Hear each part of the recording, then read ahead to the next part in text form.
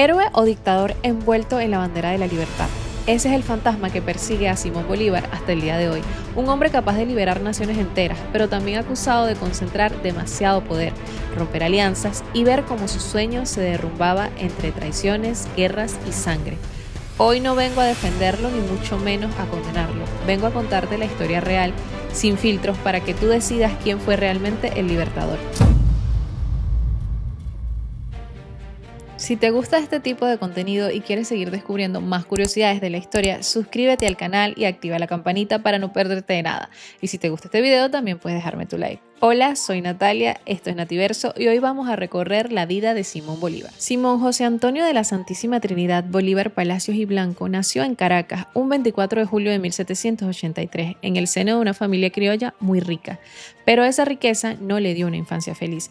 Su padre, don Juan Vicente Bolívar y Ponte, murió cuando él tenía apenas 2 años y su madre, doña María de la Concepción Palacios y Blanco, también murió varios años después cuando Bolívar apenas tenía 9 años. Simón creció huérfano y solitario entre haciendas y tutores. Encontró una figura clave para su vida en Simón Rodríguez, su maestro, quien no solo fue su maestro, sino que fue quien le enseñó las ideas de libertad, igualdad y los principios de la Ilustración, sembrando en él las semillas de la revolución. Es importante mencionar que los pensamientos revolucionarios ya estaban presentes en la sociedad mucho antes de Bolívar y eran impulsados por la clase social a la que él pertenecía, los blancos criollos, que aunque tenían riqueza e influencia, estaban subordinados a los peninsulares y excluidos de los cargos más importantes. Para ese entonces la sociedad estaba organizada de forma jerárquica y rígida, una forma que se basaba en el origen étnico, el lugar de nacimiento y la posición económica. Imaginemos una pirámide. En la cúspide de esta pirámide estaban los blancos peninsulares, que eran españoles nacidos en España. Estos ocupaban los cargos políticos, administrativos y eclesiásticos más altos. A ellos le seguían los blancos criollos, que eran los descendientes de españoles, pero nacidos en el territorio americano.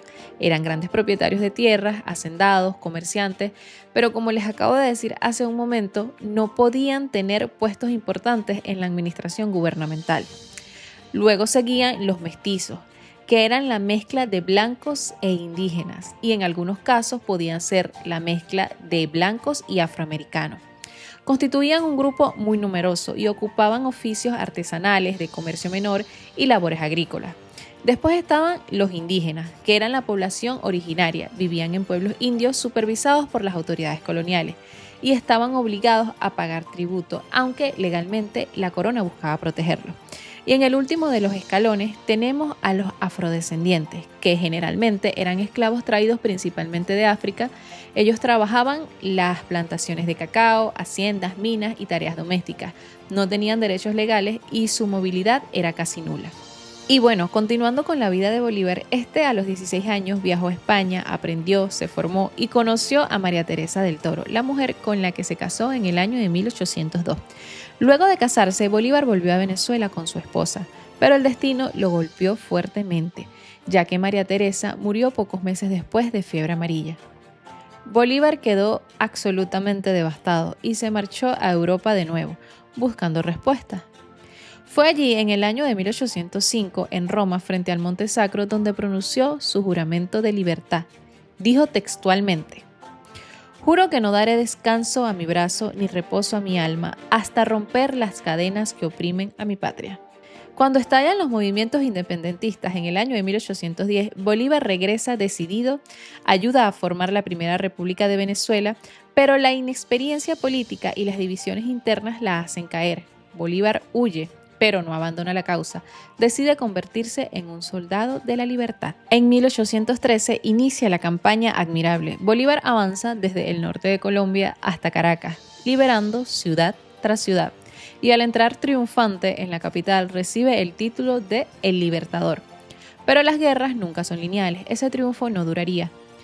La guerra en contra de los realistas se volvió aún más feroz y Bolívar proclamó la guerra a muerte, permitiendo así el castigo total en contra de los españoles peninsulares. Esta decisión se debió a varias razones relacionadas con la violencia que los realistas aplicaron en contra de los patriotas, ya que después de la caída de la Primera República en 1812, las tropas españolas dirigidas por el general Monteverde y otros jefes aplicaron una política de represión extrema incluyendo ejecuciones masivas de patriotas, persecuciones, encarcelamientos sin juicios y castigos a civiles simpatizantes de la independencia.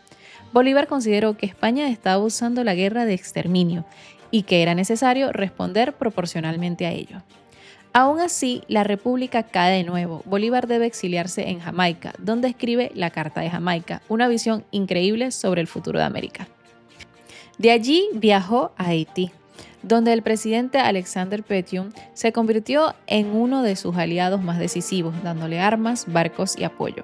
En 1817, Bolívar regresa y se reúne con los llaneros y con sus futuros aliados fundamentales, José Antonio Páez, líder indomable de los llanos, Manuel Piar, Santiago Mariño y Rafael Urdaneta, su hombre más leal.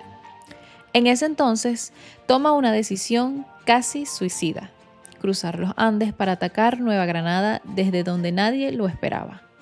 El resultado, la Batalla de Boyacá de 1819, victoria total, Nueva Granada es libre. En 1821, junto a Páez, vence en Carabobo, asegurando la independencia de Venezuela.